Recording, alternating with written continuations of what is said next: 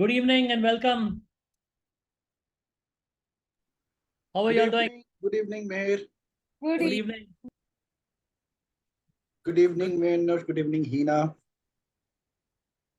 Good We evening. can have some cameras on. We can have some more interaction before we start. Good. So welcome to today's session. You may have seen the title already in the session. So before we begin, I want to ask you that what is it that you are looking forward from today's session? How does this session relate to you? How does it matter to you? I'm not able to actually understand the title. What does it mean? So, Okay. Okay. The hidden NLP code in persuasive writing. Interesting. And I like that curiosity of coming here to know what it means, what it's all about. Good. We'll talk about that. Yeah, I think persuasion for me has always been one of the key qualities that I really want to learn. So, and now that I'm trying hard to get into track with my NLP curriculum more and more, I think it's a good way to kind of kick it off through this course. Great. Great. Good. Good. Thanks for sharing. Yes. Any other thoughts? So yes, it is about writing. What else? It is about persuasion. 3 dots to connect. Yes, persuasion, writing, and NLP. Yes, persuasion, writing, and NLP. That is what we are going to connect today. Content rapport. Content rapport. Interesting. Yes, content rapport. How to be in rapport through your content. Very nice. Good. Any other thoughts?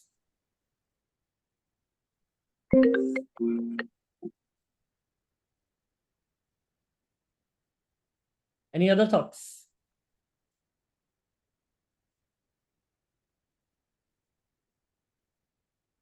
How do you look at applying, or what comes to your mind when you read this title? Overcoming challenges of writing. Yes.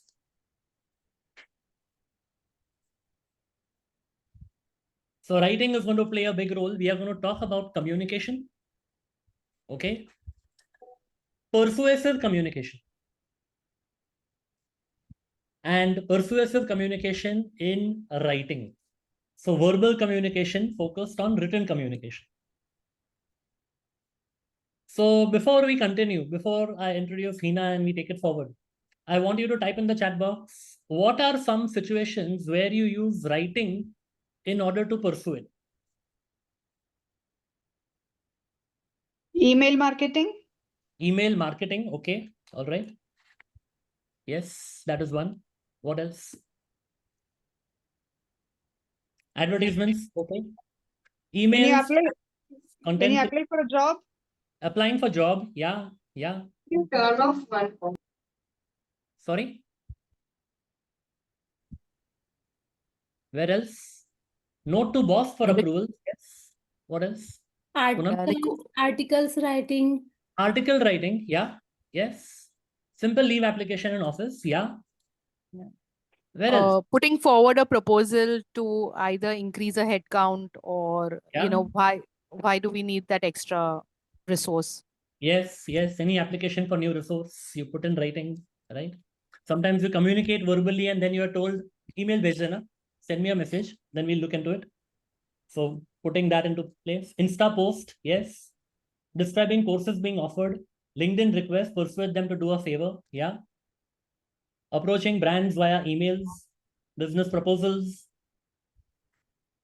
So seeking how many of feedback? us here? Taking feedback. Yeah, seeking feedback. Yes. What else? Come on, give me some more examples.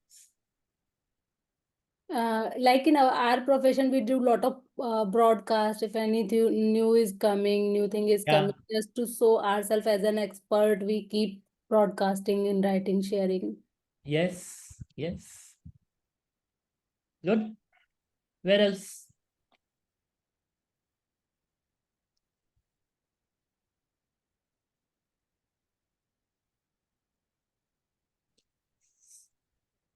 When you're trying to put your point forward and you want to get it done your way, basically. Yeah. Where? How do we put our point forward? Where do we want to get our way done? Yeah, blogs, newsletters, what else? RFP submissions. What else? Come on, come down to more basic day-to-day writing. What are you writing continuously, constantly, regularly? Chat? Yeah. Chatting. Right? Yeah. What else? WhatsApp chats and our goals. Like I'm writing goals. Okay, that is writing to yourself as well. Yeah, your goals, clarifying that, clarity of that. Yes. Regularly, yes. WhatsApp messages, SMSs, even a one-liner email. Even when you say something like, please do the needful, what needful are you talking about? Okay. Many times we have been at the receiving end of some communication that probably we have found difficulty to understand. Yes. And you know, in NLP, our mind is a meaning-making machine. We have found difficult to understand, but we make meaning continuously. Okay, this is what it means. In that, what we have made sense of, what the other person intended us to make sense of, are we on the same page? But today we are going to look at it from the point of view where you are writing. Okay. So type in the chat box. How many of you all here are writers? Type in me. Type in yes or no. How many of you all are writers? Type in yes. Are you a writer? Yes or no? Are you a writer? Yes or no? Not professional. Okay. I just said, are you a writer? Right? We are all writers because continuously we are writing. When we talk about writing, I'm not talking limited to a content writing. Of course, you will use these principles even in that. Blogs, email marketing, all that is separate domain where all these principles are also applicable, what we're going to talk about today. But I want you to think about all those day-to-day things that you are continuously writing. No one here is not a writer. Yeah, that's a generalization. but that is what it is. We all are writing something or the other all the time. And just as we have often been at the receiving end of confused written communication, can we ensure that we are not at the giving end of confused written communication?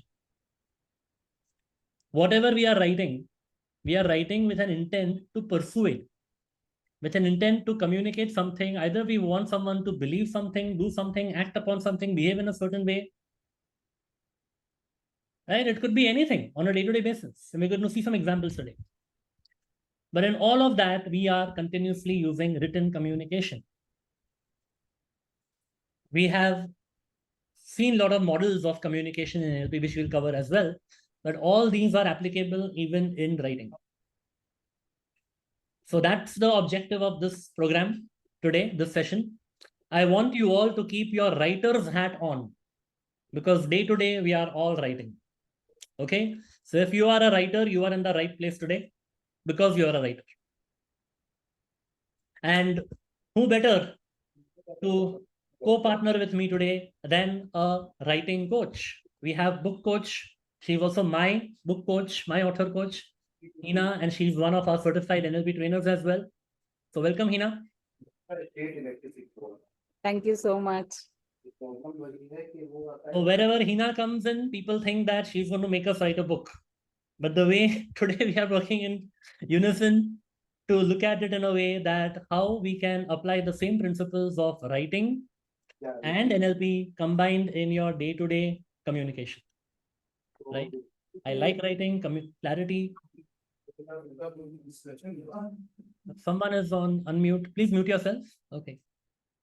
Clarity in communication with a pinch of persuasion. Interesting. We are writing and sometimes the other person may think, "Aakhir kehna kya chahte ho?" Yes, so that is important to have that clarity. Okay, so we are going to take you through this journey here. I like writing. Awesome. Good. So I'm going to ask you a few questions. Are we ready for that? We're going to do a quick quiz about our flow in writing. Ready? Okay, so before I take you through the questions, what I would like you to do is take a notebook or paper, and in that just write one below the other, 1 to 15, because there are going to be 15 questions.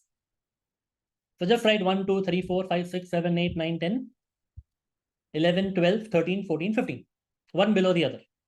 Because next to it, you will be writing just the response of that. Okay, I'm going to put in some questions, and each question, or rather each statement, is going to have 3 options, A, B, or C. Don't waste time in copying the question or the statements. I will share the quiz with you separately.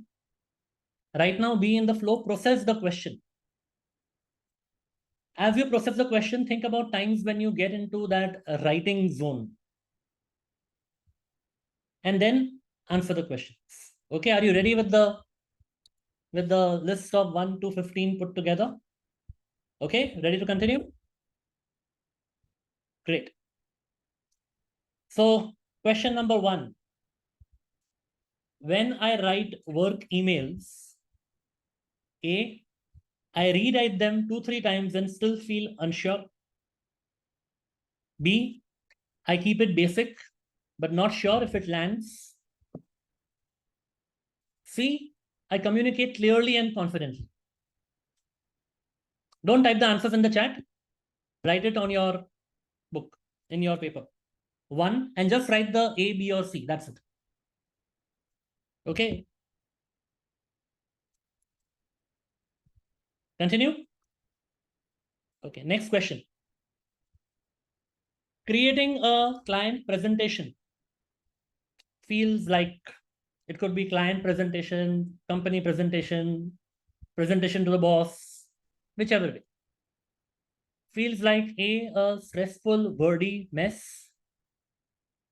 B, a structured process but lacks storytelling.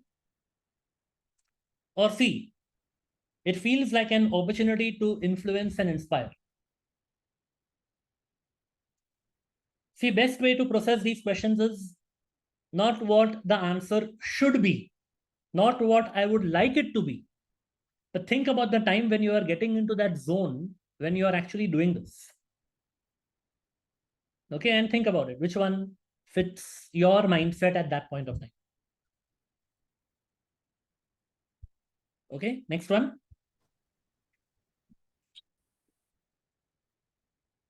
When asked to write a note from the founder or team update, okay, it could be note from the founder, note from the boss, note from the team leader, whoever your role you are writing to your team or to people who report to you or people who look up to you. You're just addressing them that this is what happened and this is what we look forward to. Think about a situation like that. A, I freeze or overthink. Kya likhna chahiye? Would it be right? Would it fit the bill? I follow a formal tone, but it feels bland. Or C, I know how to sound authentic and engaging. To give you some insight on this, what is authentic and engaging? Taking AI is not a choice. And I'll tell you why. Okay. Later on. Okay. What do you mean by authentic and engaging? Quick insight on that.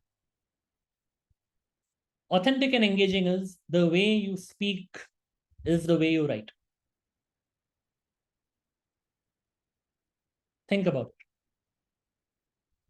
Your tone gets communicated in the way you would generally talk on a one-to-one or even in a one-to-many. The person who reads your message knows it is coming from you and not from AI, okay, or anyone else. So that is the thing about authentic and engaging. Next one. I usually write only when I'm forced to. Or B, when needed but with effort. Or C, regularly. It feels natural. It feels as natural as communicating in a spoken communication. Okay, don't type in the chat box. The answer I asked you in the beginning to write on your piece of paper 1 to 15, one below the other, and put your answers as ABC on your notepad. Okay, not over here. Next. When trying to grab attention with subject lines or titles. See, when we are writing, we want people to open our mail or understand the title of what we are writing.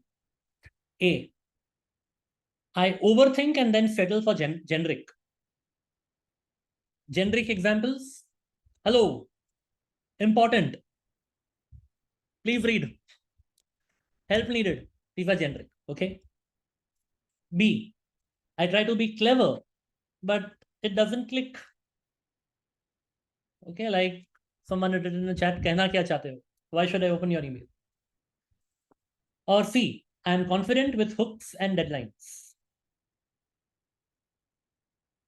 Knowing what it will exactly take for people to open that content or email or that communication or that message and understand what I'm writing. Or even the first line I write is hooking them on to read the next line. That is C. 6. My biggest writing struggle is A, finding the right words. B, making my message interesting. Or C, nothing major, I just want to improve. Okay, A, B, or C. 7th, when I prepare reports or proposals, A, I feel overwhelmed or disorganized. B, I structure it well, but it lacks engagement. And C, I blend logic with persuasive storytelling. And some of you might be wondering that in a report or proposal, which is supposed to be formal, how could storytelling be there? Yeah, there are ways of putting an angle of storytelling. It doesn't have to be once upon a time, this happened, that happened. That is not what storytelling is. So, yes, A, B, or C. Next one. Before I write, A, I feel anxious or blocked. B, I feel okay, but not very inspired. C, I'm focused and intentional.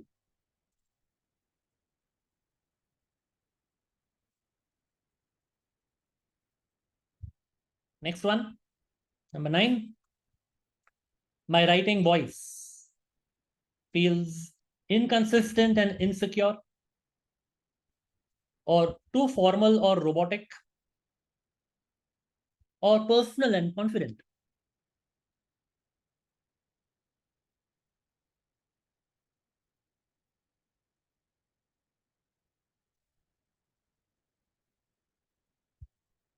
Okay. D, writing persuasive content like emails, bios, about pages, or even your blogs or articles feels manipulative or confusing. Again, it's about the mindset. Okay, just be honest to yourself what it feels in that moment. That am I trying to impress or am I trying to express? So feels manipulative or confusing, takes effort, but I try, or comes naturally. I know how to influence gently.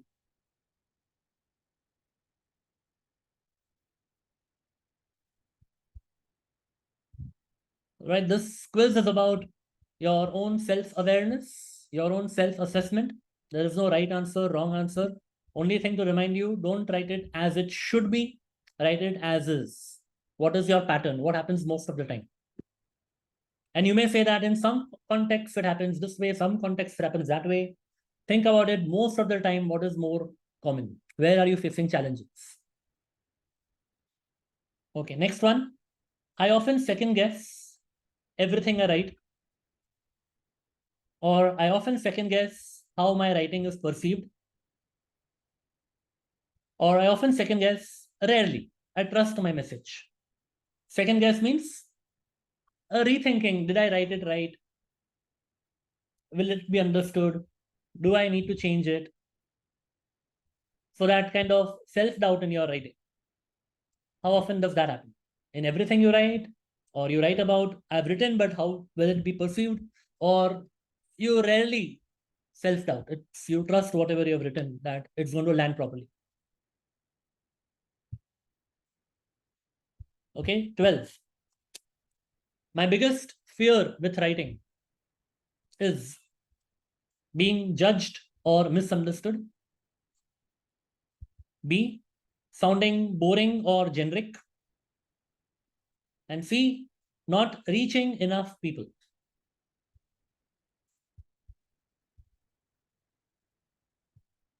A, B, or C.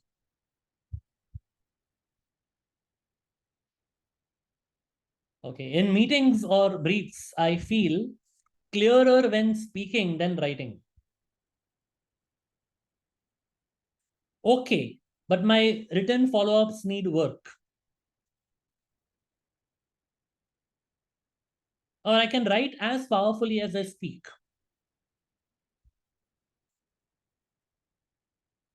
And there may be some people who can write even better than they speak. They say, I will have written communication. My written communication is very good, but bolne mein, structure karne mein, there is some difficulty. So whichever way, that you can put that in C itself.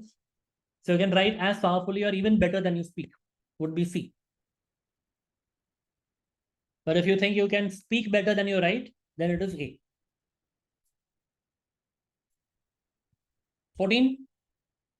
When I write to connect or inspire, I hold back or go blank. Or I try, but it doesn't feel deep. Or I know how to build emotion into my words. Okay. And the last one, I want to improve my writing because I feel stuck and unseen. B, I want to influence better. And C, I am ready to master my voice and message.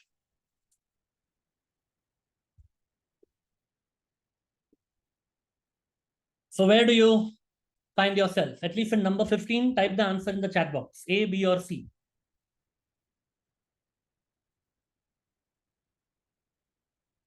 All right.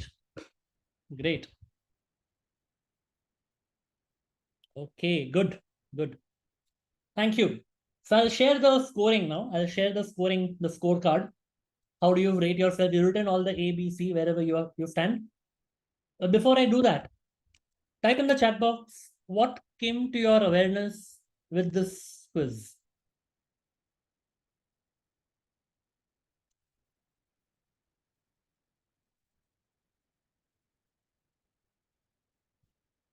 What came to your awareness?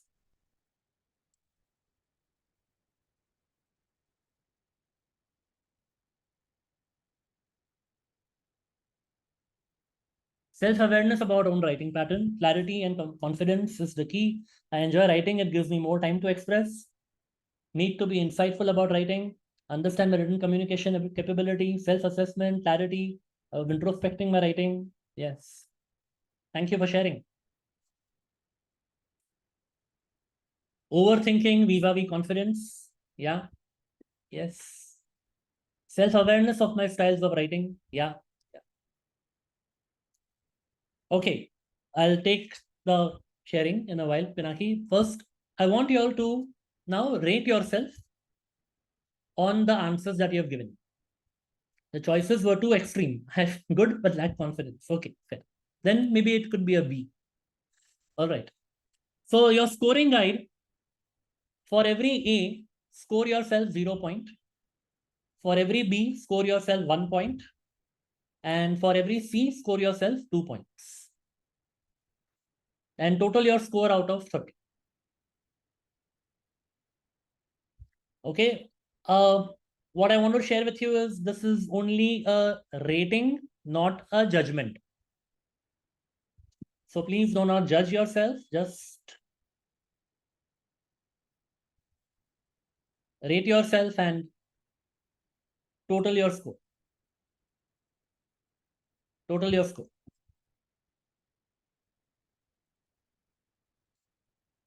Great. 21, 16, 26, 30. Awesome. Okay, 22. Okay. 29. Super. 18. Great. 17.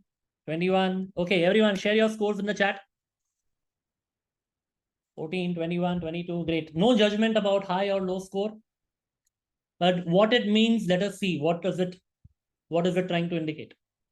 Okay, broadly in 3 categories, we'll see 0 to 10, 11 to 20, and 21 to 30. First one, probably stuck in self-doubt. Why did I use the word probably? It is not there on the slide. Okay, don't be too harsh on yourself. All right, don't judge yourself. At the end of it, most of these kind of tests are based on context. But yes, at least in the context that you have written, it could be that there is more of self-doubt if you are in that range. Now, nobody has typed that range over here, so that is good, fine. Your ideas are strong, but they are being filtered through fear, overthinking, or formal pressure. Time to rewire the way you think, feel, and flow when thinking. So communication becomes confident and clean. Next category, 11 to 20. A lot of you in this category. It is an underexpressed genius. It's about putting the structure, having some more clarity. So you're halfway there, your thoughts are powerful, but the translation onto paper is missing emotional impact or structure. So time to explore tools that blend neuro-linguistic flow plus content clarity. Good. And 21 to 30, you are ready for the next level of mastery. You're a strong communicator. Now it's time to scale your influence by getting deeper into hypnotic writing, identity level shifts, and persuasive storytelling across corporate and creative formats. So are you ready? Whichever category your score may belong to, doesn't matter. What matters is that you are ready to improve. Okay, so as we go through some structured ways of understanding what are some best practices in writing, how NLP is layered in the best of persuasive communication and written communication here, I want you to keep in mind how you are going to apply it in wherever you are using writing. I'll hand it over to Heena to take this section further, and I'll come back once in between. Again, we'll meet and we'll keep interacting again and again on this. Yeah, so over to Heena. Yeah, Pinaki, you wanted to share something quickly. Yeah, Mehernosh, what I felt that there is a big jump between B and C in all the questions. Yeah. You know, there could be something in between. In fact, there is something in between. And that is also a good awareness, a good realization. Yeah, because I could say there's a stark difference, huge difference. Yeah. Thank you for sharing that. Yes. All right. So over to Heena. Thank you, Mehernosh. Hello, everyone. It's an amazing evening where we are diving deeper. I feel that writing, my objective of writing, which I have discovered over a period of time of 10, 15 years, is that I'm into writing not because of, obviously those parts are there that, you know, brand building, writing book, writing is healing and all that part. But for me, it is more about clear thinking. So I want to build up a huge army of clear thinkers. And that's what we are going to do here. Because when you think clearly, you speak clearly, you write clearly, everything stems from there. Yes. Hi, Bhaskar, Sheetal, Alugu. Okay, so what are we here for?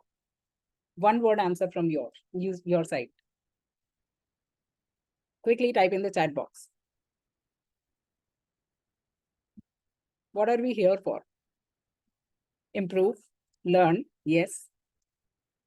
And while we are learning, mastery, improve, learning, yes. What is a prerequisite of learning? Effective written communication using NLP. Progress, unlearn. Yes, Pooja. So before even learning, we need to unlearn certain things which we might have picked up during our journey or through the conditioning or maybe through social media. There are various ways, just like the way we cultivate our beliefs and unaware, till the time we don't get into NLP, we are unaware about that.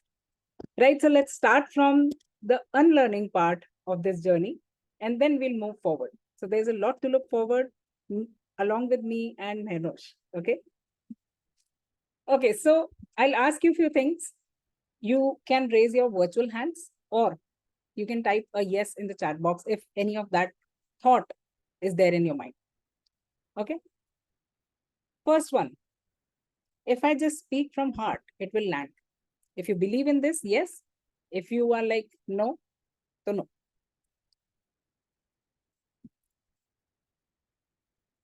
Okay. Pooja says yes. Yes, yes, yes. At times, yes, yes, yes, yes. Okay. Yes and no. Yes. Okay. Okay. So time to unlearn this. When you speak from your heart, it's your intention. So more than intention, what matters is how are you expressing that? And that's where writing and NLP comes into the scene. And the result of that is the persuasive writing. I'll be taking the questions later. I saw one hand raised. So please park your questions. I'll be coming back. Next, my writing needs to sound intellectual to be respected. How many of you believe that? If believe, yes. If not, no. No, yes, yes. Yes. Okay, no. No, no, no, no. Wonderful. Yes. Oh, it's a mix. Wonderful. Almost equal numbers. No. No. Okay. Interesting. So few of you have already unlearned that. So it's not about sounding intellectual. It's about sounding right and persuasive. Just the difference between complexity and clarity. So when you want to sound intellectual, you'll keep on finding words like the heavy words, the good vocab. But it's not about the good vocab. It's about the right vocab. None of us would want to be the Shashi Tharoor and lead all the people towards dictionaries rather than our content or whatever you are writing there. Okay, next is I'm not a content creator. I'm a professional. So I don't need writing skills. If you believe, yes. If you don't believe, no. No, no, no, no, no. Okay, no. Strong no, great. Wow. Lovely that you guys are already clear about that, and Mehernosh set the right stage for that. That whatever it is which you are writing, whether it is an email, you're pitching ideas, you're collecting notes, documenting that, writing reports, posting on LinkedIn, you are a content creator. Even if you're chatting, explaining your program to somebody, pitching it to somebody, even while chatting, answering queries. If you're doing it through typing, you are writing, and that's your content. Okay, next one. My message is strong. If someone doesn't get it, it's their problem. How many of you believe that? No. Okay. Wrong. No. Yes. Not at all. No, no, no. Okay. No, because, okay. Okay. No, no, no. Great. Why? Because the meaning of the communication is in the response you get. A very simple principle of NLP. Okay. Let's move to the next one. This we all must be remembering. So let's reframe the line, the one which our mentor says, my language has to be grammatically correct.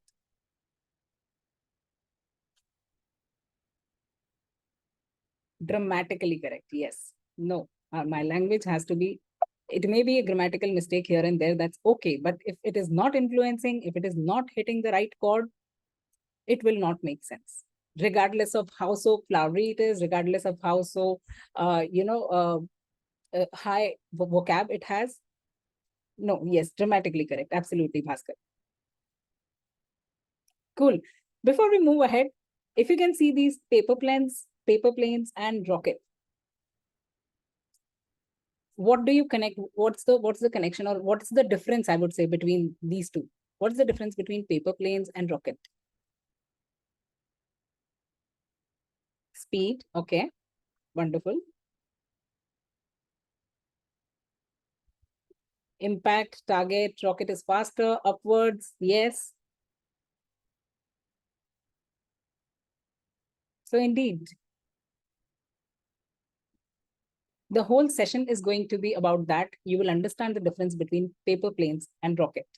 Paper planes, they don't land where you want them to be, regardless of how much effort you put there. And it will land somewhere where you don't even imagine, okay, where has it landed? So none of us wants our message to land like that. We want our message like a rocket, where we decide the direction, we decide the speed, we set up the things, we set up the temperature, and then the message is landing exactly at the place where it was intended to be. Great. So ready to skyrocket your impact? Wonderful. Wow. So many answers. Marvelous. Okay. What is a good writing? In one word, in one line. What is good writing according to you?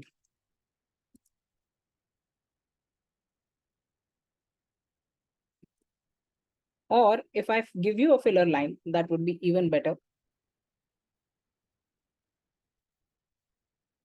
Good writing is not about writing more. If it is not about writing more, it is about dash.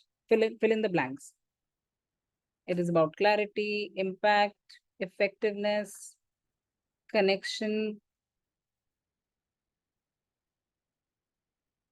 meaning, okay? Being concise yet precise, expression. Wonderful. Receiving the desired response, yes. And as I say, none of that is wrong. It's just that in one word, if I could summarize all these things which you have said, I think this would fit right. Writing right. It would include influencing, it would include expression, it would include connection, it would include the effectiveness which you are seeking, it would include the landing at the right place, right? When you're writing right, that's all what matters.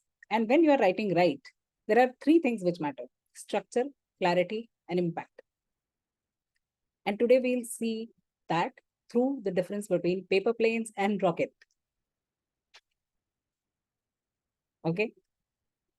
Very first thing, yes, writing relevant, Pinaki, yes. So very first thing I want to talk about is the psychology of reading. Now, it might sound weird because we started with writing and then I'm moving towards reading. We are writing for our readers, for the recipients. If we understand this line of mine, how would that land there? It would be easier. Wouldn't it be easier for us to crack that? A current example today happened in my team members only. So I have a team of 2 people, and they are also part of some of the courses as well. And what happened over there was like one of the team members, I asked her to take the follow-up from all of them for a story submission they had to do. And both the team members were part of that group also, where story submission was due. And the deadline was already closed. I had extended the deadline. So I asked her, okay, you ask please everybody because I don't have time. So she took follow from everybody. But when she reached to the team member said, I will talk to Heena directly.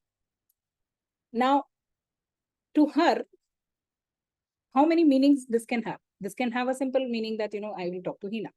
But there are subtext of this message, right? If there is no reason added, if there is no clarity, there are multiple implications. One of that was that she felt that, being a team member, she told me that, I think being a team member, it was not right of me to ask her about the follow-up. And I told her that we are team members because when we are working for a cause, for a purpose, where I'm giving you a project. But when you are writing a story under my guidance, our roles change. It's a different context. And there you are assigned for that. So there was a lot of confusion because the message, that one line message, if that would have had one more line, there might be many other variations which could have happened, and this wouldn't have happened, right? So if you know how your message will land in the reader's mind, in the recipient's mind, if you know the reader's psychology, you're sorted. I'm muting Neeraj. All right, so let's understand. How do you decide what to read? I'm asking you. in one line, how do you decide whether it is a content piece, whether it is a book, whether it is an article, whatever? How do you guys decide what to read? What gives you the signal to, if you're reading the full post, what makes you read? What is it that keeps you going in reading? Because these days we all understand there's attention is the currency. And if someone is stopping us to read, there is something. So how do you decide? There should be interesting element. If it is beneficial to me, is it relevant? My interest is the subject, interesting and insightful. Title to start with, a hook in the beginning, yes. Topic and heading. Topic or heading, interesting, yes. Indeed. Catchy and introducing, okay. Interesting. So here is what happens. We'll understand from a typical psychology point of view. The first thing in reader psychology is to understand survival instinct. Now that may sound very disconnected, but let's connect the dots together. So I'll show you the paper planes versus rocket. The paper planes are the one which are weirdly landing. You don't even know where is it landing. So a line simple as this one, please find attached the quarterly report for your review, versus the rocket message for that would be, here's a quick summary of what's working, what needs attention, and where your insights can make the biggest impact this quarter. What really happened here? Why is that message a rocket message? What was the difference that made the difference?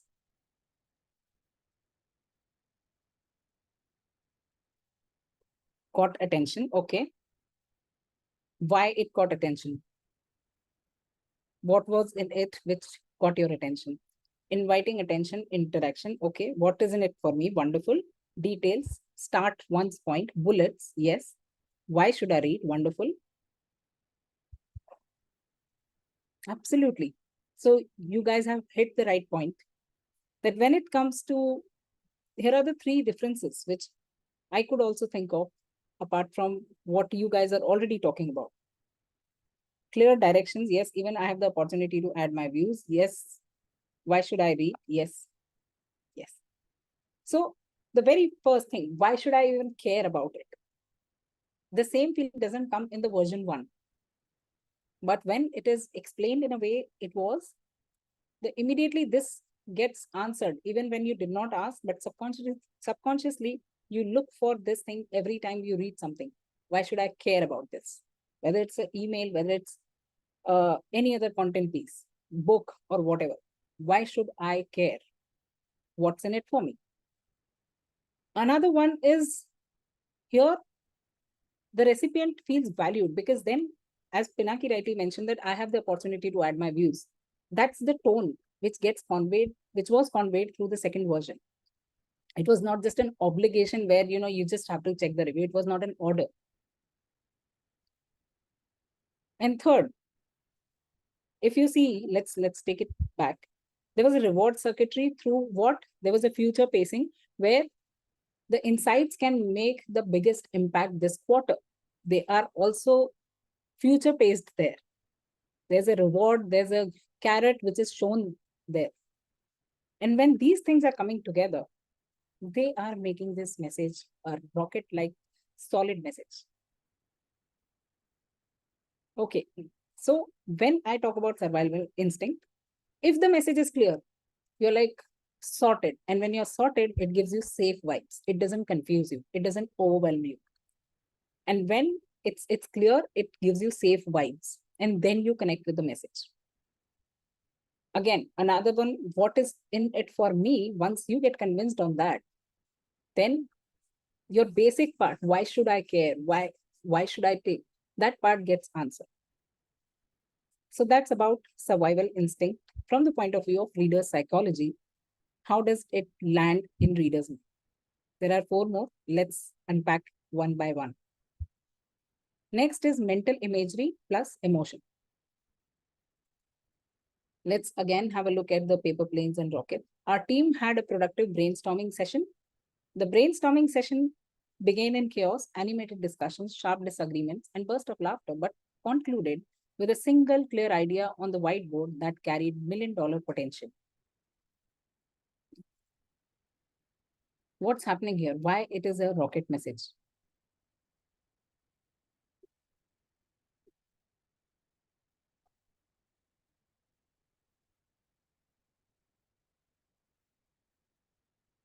Why it is a rocket message? What could you find out the difference that is making the difference? Conclusion, yes. Describes the start to end, yes, indeed. Business potential, okay. Started badly but ended well, yes. Positive closure, yes. Is the brevity not being compromised? We'll talk about that. I'm coming to that very soon with the next example. Storytelling ended with positive note. Yes, storytelling is there. The message needs to be smaller to become a rocket. Okay. But rocket is never small. It's a bigger rocket. Yes, I'll answer to that as well, because the next one will be the opposite.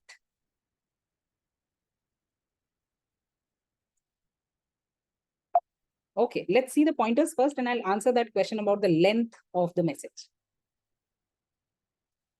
So when you see a whole journey, it activates your mirror neurons.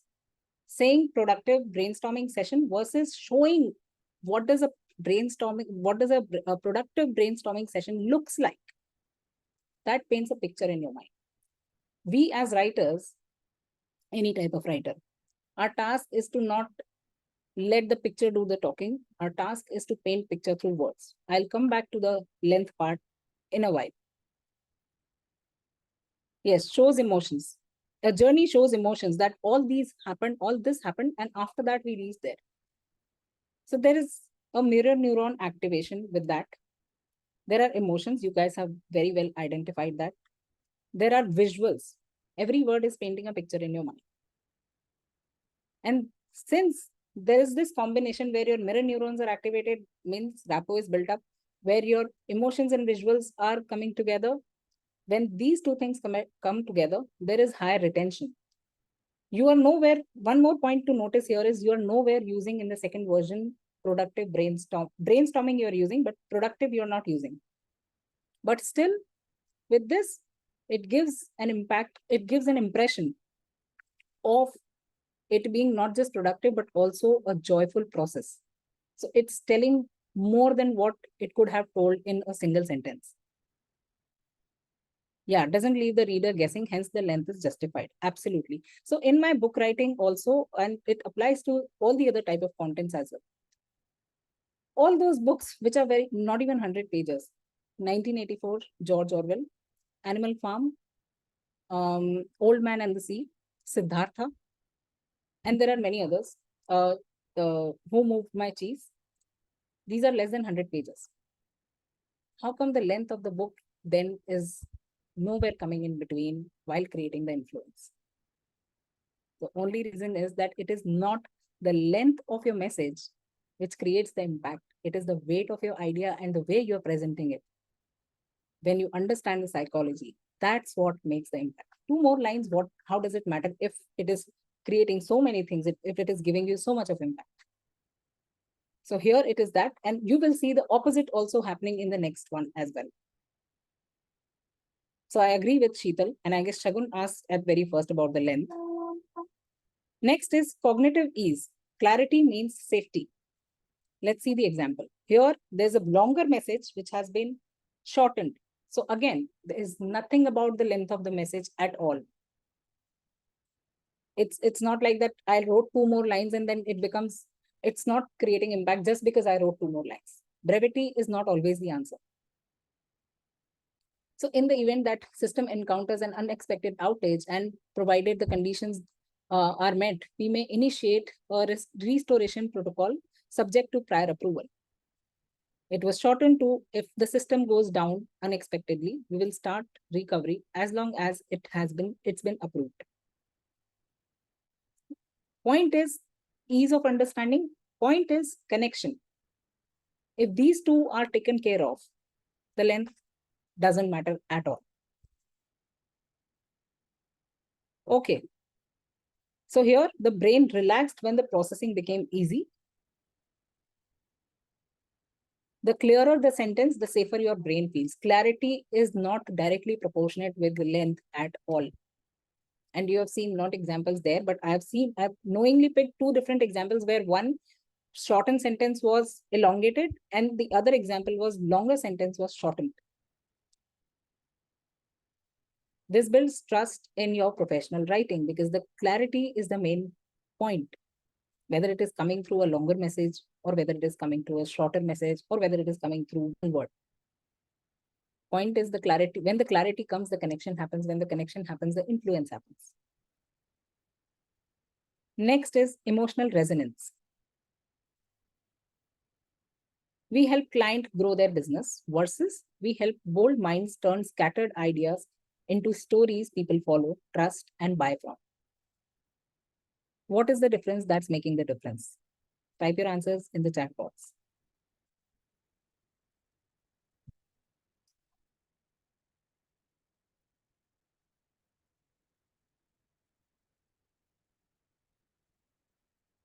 And all answers mostly will be stemming from NLP as well.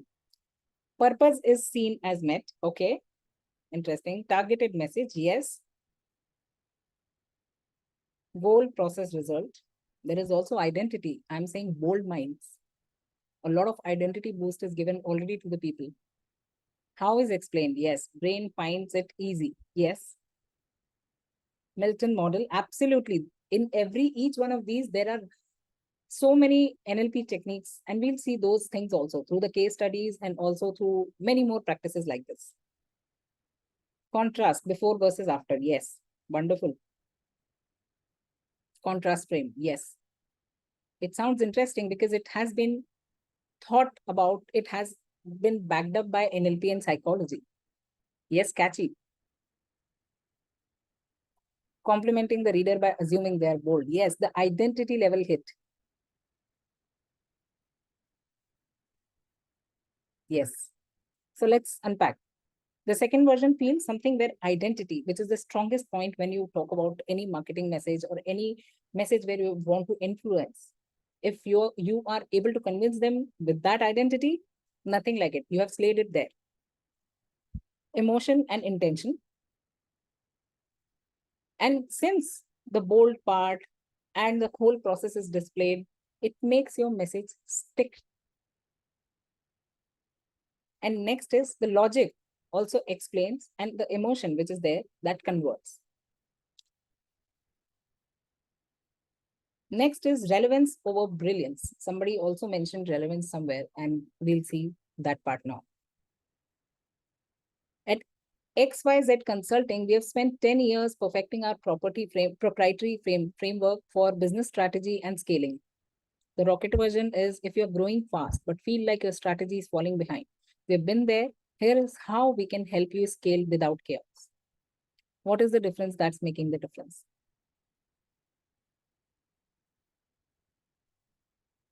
I have even removed the number of years from there.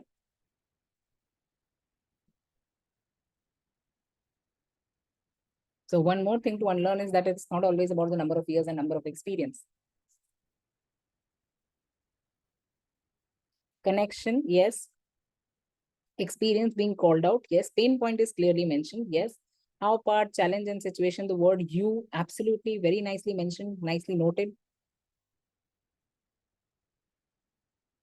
It feels like it's being directly talked to you.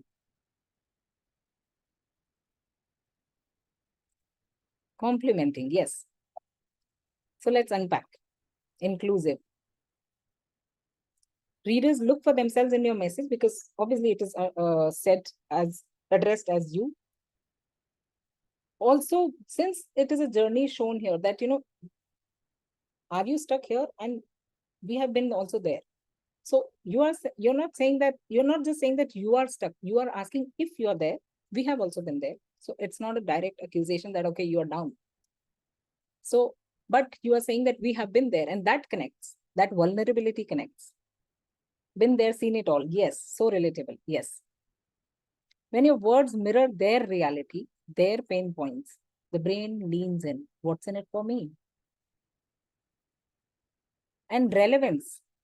beats brilliance every time. The brilliance may come through, you may use 5 ornamented words over there, but is it hitting the point? Is it going where? Is it landing where it needs to be?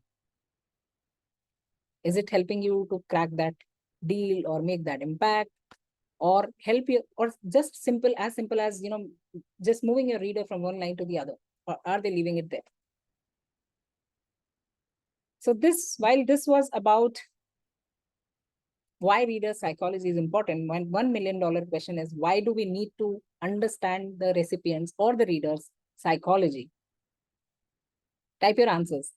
The $1 million reason is still remaining. So type your answers.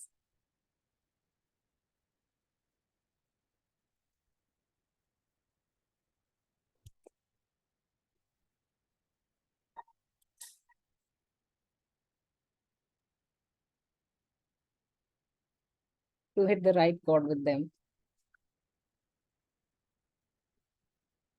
To be impact. That's creating interest, to meet them where they are.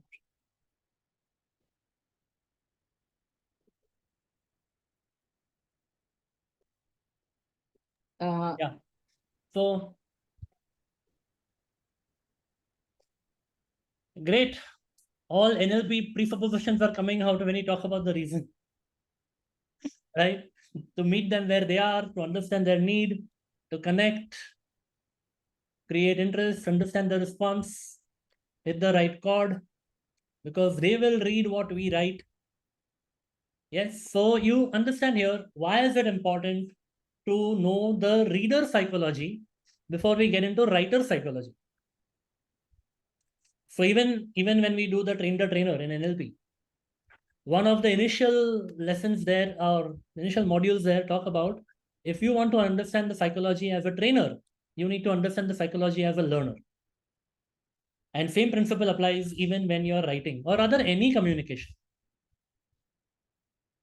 So what is important about it? The answer lies in one of the profound NLP presuppositions, which is the meaning of the communication is in the response that we get. So if we want our reader to get persuaded, the recipient to get persuaded, what are we doing? Or are we understanding how they would get persuaded? What is it that we can look at from their point of view? To look at it from their point of view, what do you think you need to apply in the moment? What do you think you need to apply in the moment? Which NLP process is needed that you need to apply in the moment? As a writer, to understand reader's perspective, empathy, yeah, okay. So which NLP technique helps you to understand, to apply empathy? Meet them where they are, okay. Now we are coming to NLP techniques used in all these examples. Sensory acuity, okay. Which process? Empathy is which process? The very aspect of empathy is which process in NLP?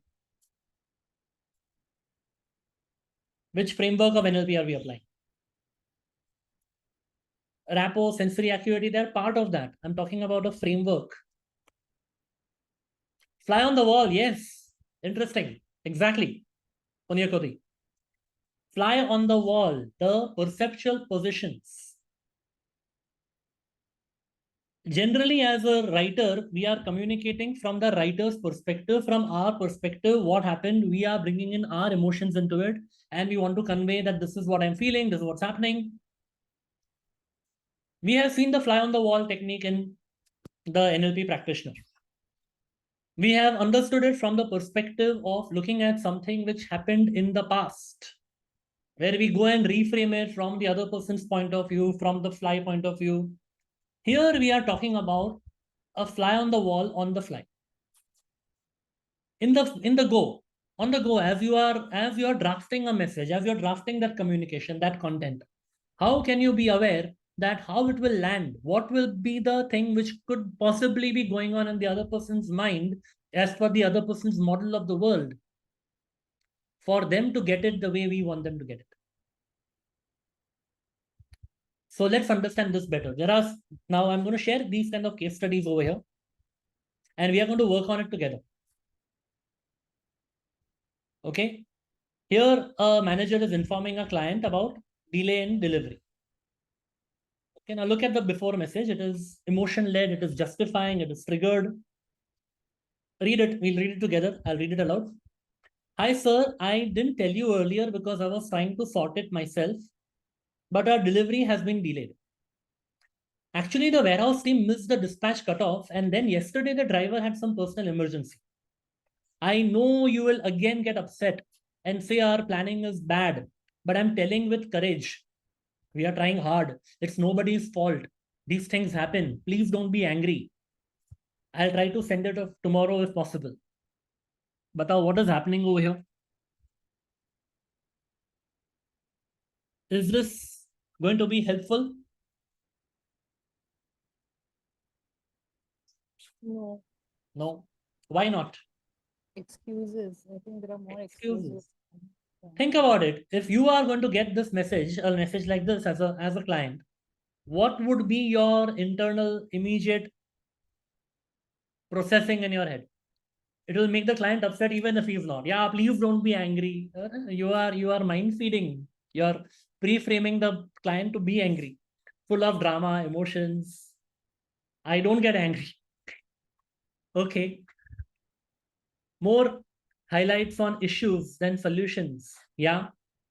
Yeah. What else? Next time I will not use these services. Yeah. Can be read as excuses. Yes. See, what are the trigger words over here? Blame, frame. Yeah.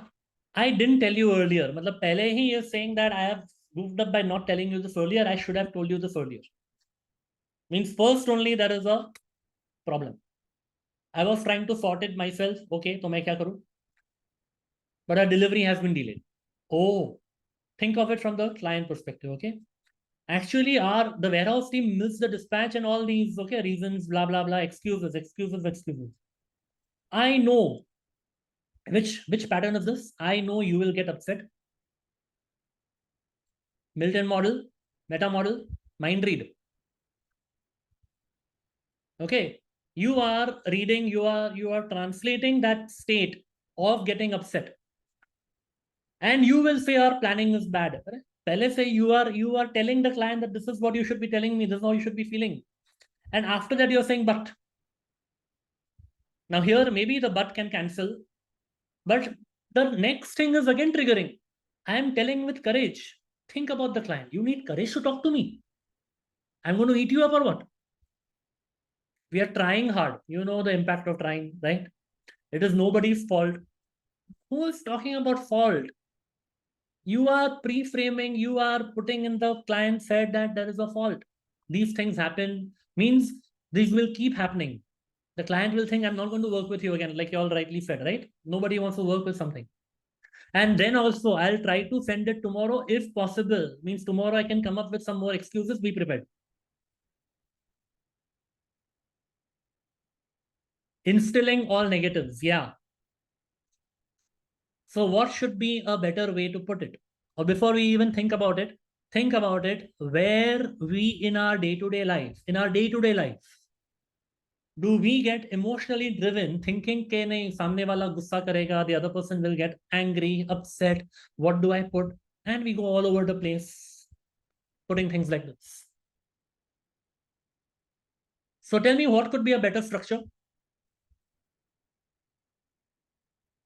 Put some pointers in the chat. What could be a better structure? Same situation is not changing.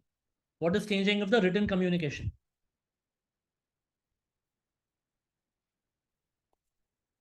Solution oriented, okay. And what about the emotion part? What about the goof up part?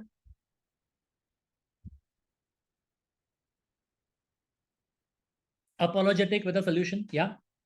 What next? Yes, apologies for delay. We will deliver as soon as possible. Okay. Empathy, getting our best version out for you. Okay, interesting. It has to be communicated in a very subtle way. Yeah. So let us see.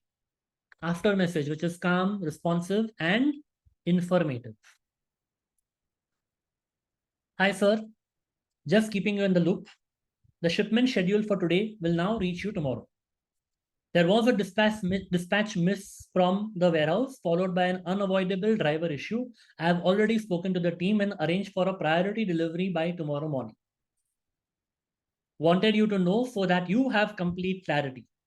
Thank you for your continued patience.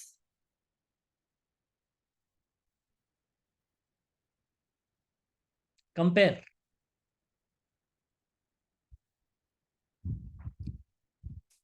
Yeah, angry versus patience. What assertive, yeah. And what state will it trigger in the person who is reading this? Matter of fact, yes. In Master Practitioner, you have learned the leveler. This is a leveler approach.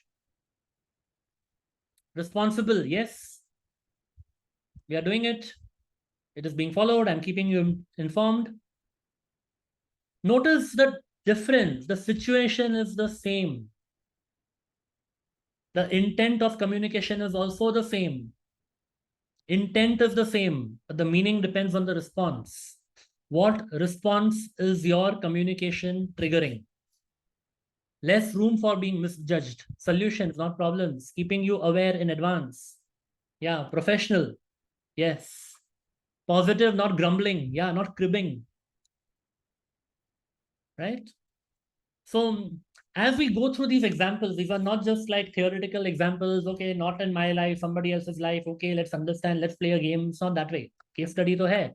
But I want you to process it with those day-to-day writing, day-to-day examples where you go through and what you would do as a difference in your written communication.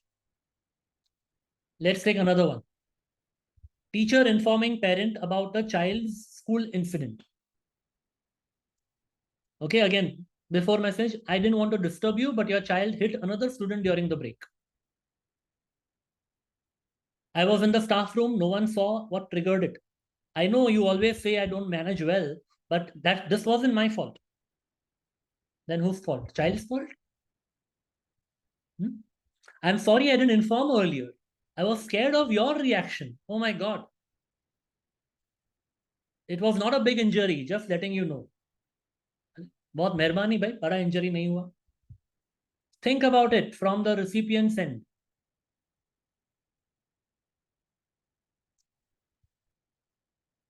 Right? It's focused on not my fault, whose fault, let's figure out whose fault. Okay, so type in the chat box some pointers on what should be the better way. Subconscious mind doesn't understand negative, passive, parent will take exactly as opposite. Very true. The biggest blame game here is your child hit another student during the break. Intention.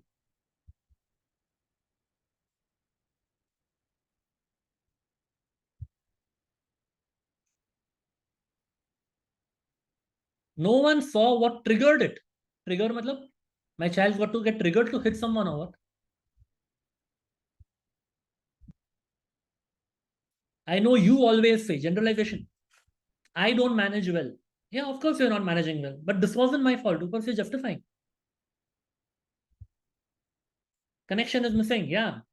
And think about it in your day-to-day life, or generally, it could be you or people around you. These kind of messages happen based on what? Based on getting emotionally triggered.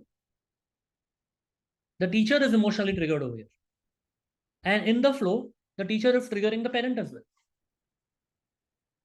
No parent will accept that upfront blame on their child. Exactly. Started with a negative suggestion frame. Fear, insecurity. Yeah. So let's see the after message. Objective, neutral, responsible. Dear parent, just updating you on a minor incident that took place during the lunch break today. Your child got into a small physical scuffle with another student. Who hit whom? Got into. See, before I continue, pause, listen to me. Sometimes, especially when there is a scope of a blaming a chance also, any fault finding a chance, it's always better to put it as a passive statement than as an active statement. Your child hit instead got into, happened. It's okay to create an effect mode over there, especially when there could be a chance of somebody else getting blamed. Okay, continue. Both are safe and were spoken to immediately. There was no injury, matter has been resolved. I also have a one-to-one with your child tomorrow to understand what may have led to it. So I still don't know what has led to it, but I'm not saying nobody saw it, didn't inform. I don't know. I'll find out tomorrow with the one-on-one what led to it. Shows concern, yeah. Communicating incident in a passive way without blaming anyone, yeah. Right? Sharing this proactively so we stay aligned on his well-being. The parent wants whose well-being? Child's well-being. When the parent reads this, the parent sees the teacher is also interested in the child's well-being. Empathetic, responsible, right? So think about these examples as being on the receiving end and also being on the sending end. Maybe you are not there all the time, but sometimes what could trigger us to go from here to there?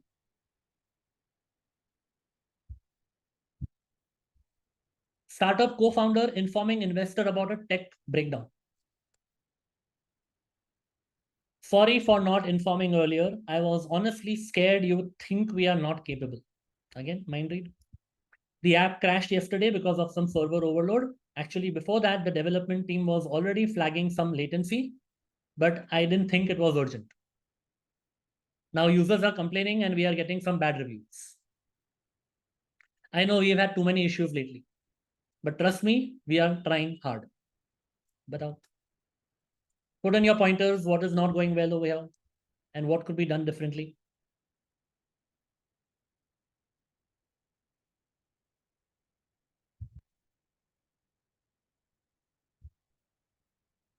Started with regret, yeah.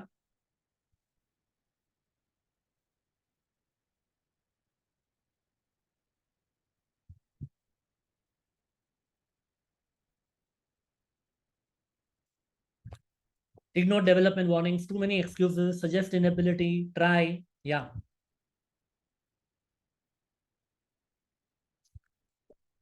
Okay, after message. Hi, investor name. Address it personally. Quick update. We faced a temporary app outage last evening due to spike in traffic that exceeded server limits. The team flagged early latency signs, which we are now converting into a real-time monitoring protocol. We've already resolved the crash and added preventive scaling features. So you're talking about corrective issues also. Just keeping you informed transparently. We have learned from this and tightened our backend response loop. This also communicates that the failure has been taken as a feedback. We have used this incident to tighten our backend response loop so that such things don't happen again. Right? So type in the chat box. How are you going to use this? How are you going to use it? What have been your key learnings so far?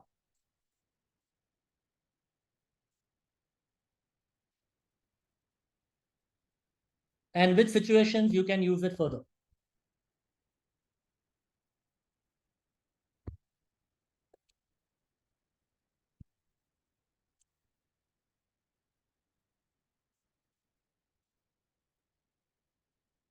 Always use passive, not always. Wherever there is a chance of a fault coming in, use passive. Wherever there is a responsibility, use active. We did this. We have taken corrective measures. There you use active. First, know your readers and then balance of emotions, clarity in messaging. Take ownership with dignity. Take responsibility. Yes.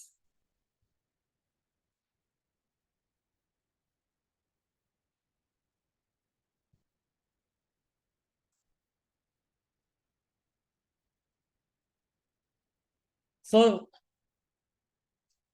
based on the examples we saw, what are your key learnings of which NLP techniques can be used? Yeah, paper plane versus rocket. Okay.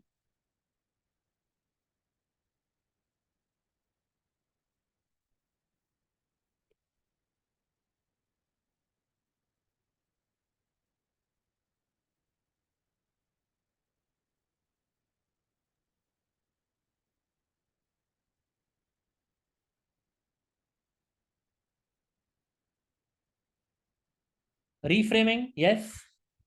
Avoid mind read. Read the psychology of the reader. Fly on the wall, yes. Convey messages with optimistic outlook towards problem and acceptance towards applying remedial solutions. Very good. Superb learnings.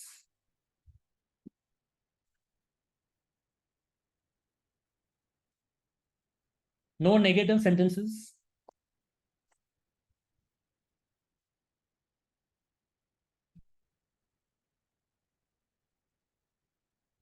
Personalization versus generalization. Yes. Go deeper into which NLP techniques.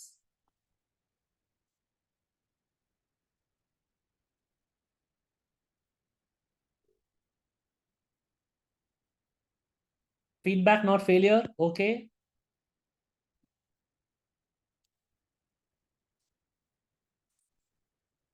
Communicate the measures taken already. Okay, which NLP techniques? We're talking reframing is there. Yes.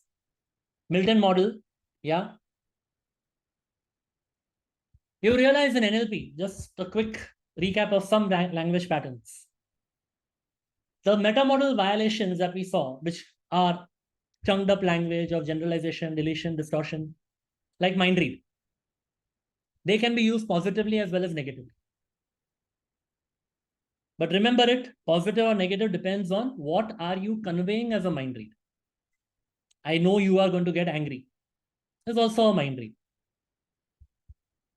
And saying, I know you will appreciate the proactive approach is also a mind read. So should we say always use a mind read or never use a mind read? One of the key principles is be contextual. There is no always and there is no never. Leveler, yes. Bringing in the leveler when we are communicating. Yes. Linking.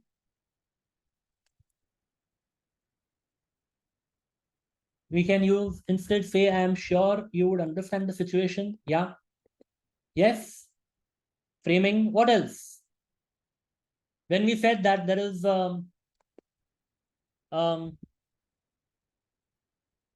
perceptual position, the fly on the wall on the fly. Thinking from reader's perspective, meeting them where they are, requires to shift the perception from their point of view. Let's take some more examples. Let's say there is a internal announcement from HR.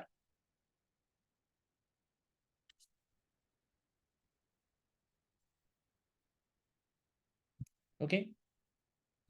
There is a new policy about hybrid work. It's about flexibility and attendance. Please follow it from next week. How many people you think will go and actually read that some new policy has come? अच्छा, flexibility and attendance, वो तो कुछ ना कुछ आते रहता है, क्या देखने का?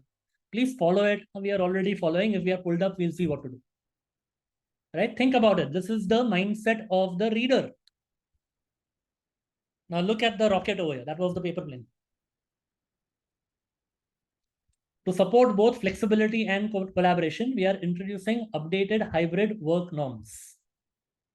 And 3 pointers over here. Now, do you think people will be excited to see minimum 3 in-office days per week? Acha, some changes. Okay, this is changing. The 3 highlights are given. And the final mind read. Cumulative mind read. We are excited to build a workplace that blends productivity with personal choice. Detailed policy here. Take a look.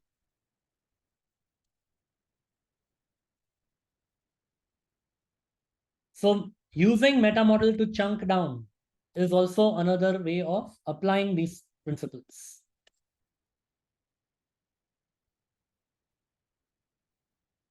Let's say sales copy for a productivity coach, okay, or a course.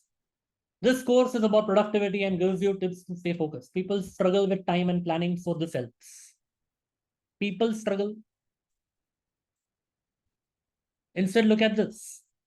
Struggling to stay focused or manage your time effectively, building a connect. The productivity master plan isn't just another list of tips. It's a proven framework to help you plan smarter, act faster, and achieve more. Designed to shift your habits from chaos to control. Okay, tell me, in this rocket over here, what are some key things that you notice? Type in the chat box, some key pointers on the rocket.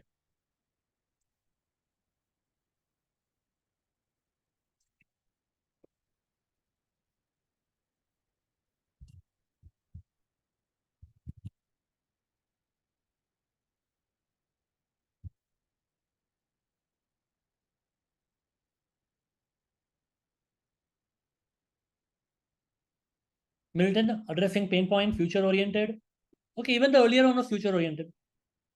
Gives you tips to stay focused. Chunking down benefits. What else? What else? You're missing the main thing. Challenge hits problem faced. Okay. What does it start with? Exactly. It starts with a question. A question that is relatable. Are you struggling to stay focused or manage your time effectively? How many questions should be there?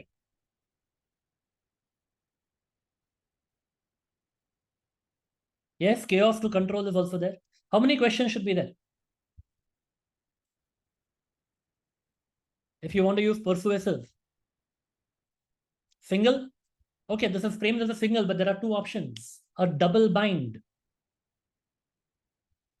Even if someone doesn't agree with the first part, maybe they might agree with the second part.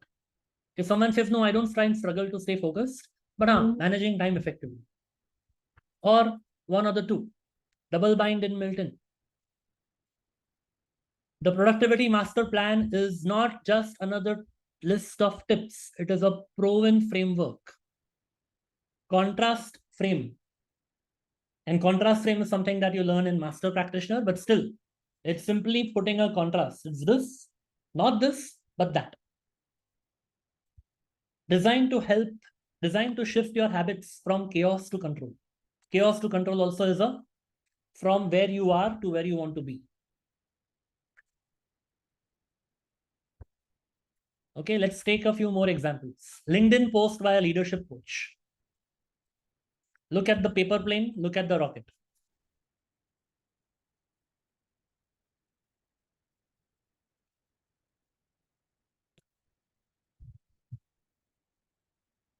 Which one is more chunked up? Type in the chat box, which one is more chunked up?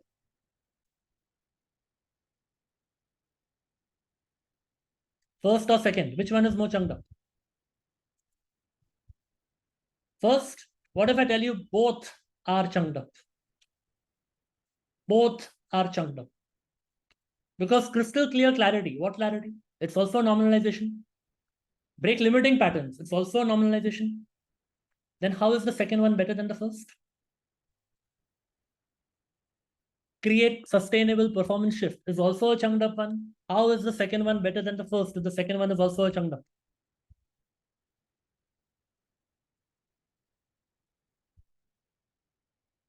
Pointers, yes. What else? As a structure, yeah. Cause and effect, okay.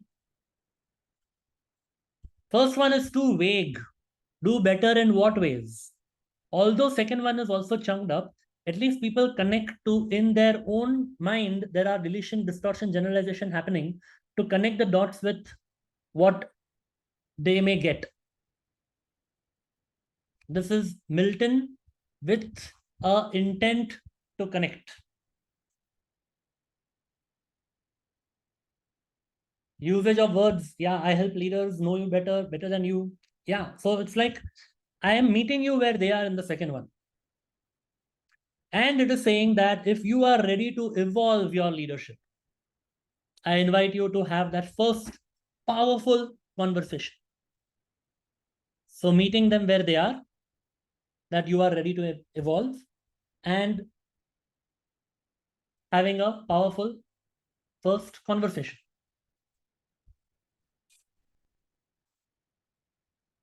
So NLP is not only in verbal communication, non-verbal communication. This is looking at NLP from a written communication. All right. So it's about you. Yeah, if you are already. Yes. So type in the chat box, what were your key takeaways from today? And while you're doing that, let me share with you a very interesting announcement. Because picture abhi baki. Heena and I are coming together with an interesting program on the psychology of writing, the NLP Writers Code. Whether you are a corporate professional, whether you are an NLP practitioner, whether you are aspiring writer, whichever way you look at it, there are elements that are from the writing field applied with NLP combined into day-to-day application. So this is happening every Sunday. We're going to do this every Sunday for 8 Sundays. I'll just share the link over here for you to know more details. Every Sunday, 3 p.m. to 5 p.m., Heena and I will take you through the NLP Writers Code to understand the psychology of writing from the perspective of psychology of the reader and all these nuances of NLP fitted into it. The pricing for this is 15,000, but there is an early bird which is expiring tomorrow, which is at 9,999. So the payment links and all are there in the link, and you can register right away. So before we close, feel free to share your learnings. And also, most importantly, how are you going to apply what you have learned? Heena, any closing comments from your side? Just remember the paper planes and rockets. Yeah, paper planes and rockets. And keep shifting the state, because writing is more about the state than just a skill. Once you shift the state, it's even more powerful. Yes. Thank you. Thank you to you. The state matters all the time. And in the writer's code, by the way, we are also going to see the state management of a writer. How do you manage your state? How do you create rapport? How do you use the language patterns from a written communication perspective? How do you actually be a fly on the wall on the fly? So it is NLP techniques without teaching you NLP terms, because you already know that. Even if you don't know it or you have not revised it, don't think that I have done practice a long time back. Will I be able to catch up? No worries about that, because we are going to take it from an application orientation point of view of written communication. Are 16 hours good enough to learn? Very good point. What do I always repeat in the NLP class? Is the real learning going to happen in the 16 hours? Where does the real learning going to happen? Type in the chat box, everyone. Real learning happens. Real learning happens outside the classroom. Outside the classroom. 16 hours are good enough for us to teach you. And the reason why it is spread over 8 weeks, but not 8 days. We could have crammed it into 8 days also, right? The reason for pacing it over 8 weeks is so that when you learn Sunday to Sunday, you apply during the week, because your main written communication will happen on the weekdays, hardly on the weekends. So when you apply it, when you change it, when you implement it, and you come back ready on next Sunday to share it, you don't have 16 hours, but you have 8 weeks into 7 days into 24 hours to apply your learnings. So you tell me, is that enough? Right? So you have all the time, and you have us with you to handhold you. There will be WhatsApp group support where you will be sharing your learnings. We'll be sharing our feedback on what you do. All that will be part of it. Yeah. Thank you, Alok. Okay, so keep learning, keep applying. And the early bird will close by tomorrow. The registration will still be open because it's online. So registrations are open, but early bird of 9,999 will close tomorrow. Okay, thank you. Outside when we apply NLP in our day-to-day life, exactly. And the good news is that every moment around you is an opportunity to apply NLP. Every moment is practice moment. Thank you. Thank you so much. Thank you, everyone. And keep learning, and see you again next Wednesday with another Now Let's Play session. Bye-bye. Thank you.